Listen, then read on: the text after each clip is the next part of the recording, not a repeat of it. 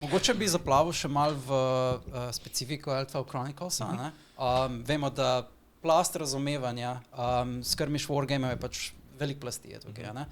Mogoče najprej bi se dotaknil lora, storija. Ja, kaj če bi šli, da nam predstavite sploh vaš game zdaj, smo že govorili vse o figurcah, vse ostalo. Najprej čez zgodbo, ne? Vsi vemo, da kje se začela? Večji kot so igre, zgodbe so lahko povezane tudi v knjige, pač dobesedno so povezane. Pa mitologijo, pa odkot ste inspiracijo jemali na splošno. Kako je šel vaš potek izdelave zgodbe? To je v bistvu zdaj en redkih momentov, ko lahko v Sloveniji govorimo o fantazijskih stvarih. Ponavadi to ni najbolj sprejet.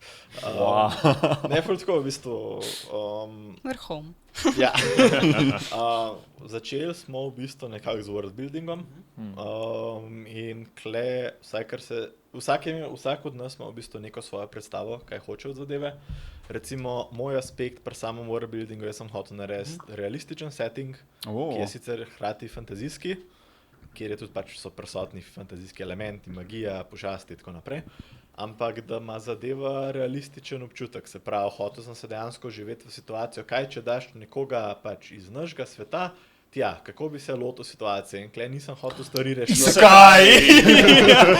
Ajde, šur. Vsedna isekaj,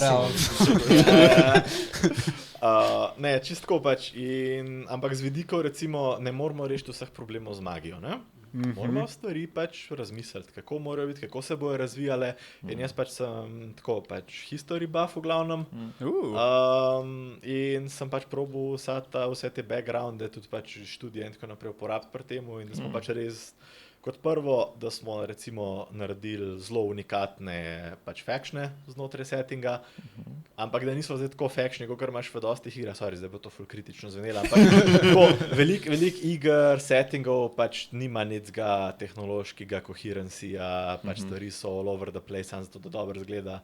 So pač različne med sabo. Klej sem jaz pač ful ustrajal pri temu, da je pač stvar realistična, se pravi, te kulture tam obstajajo, te kulture med sabo trgujejo, imajo interakcijo, ne more imeti en pušk, drug pa okoli za kamnitimi meči hoditi.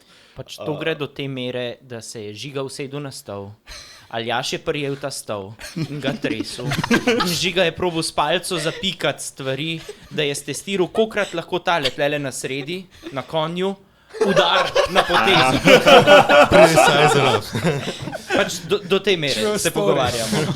Ne, da ga prije do kombata dejansko, pač, ker treniramo, ene par nas trenira pač srednjeveške veščine in take zadeve. Smo pač se lotili stvari tako, recimo, ko smo combat balance delali, ne, pač tako zgleda, ne vem, koliko šusov lahko tak cajtu narediš. Tako naprej, ampak to pač tako proper, ne, mislim. Smo uživo testirali z meči, z noži, z loki. Zmeraj bil šikotarče. Ste upoštevali tudi pač njihovo hitrost pa moči Ja, glede na karte?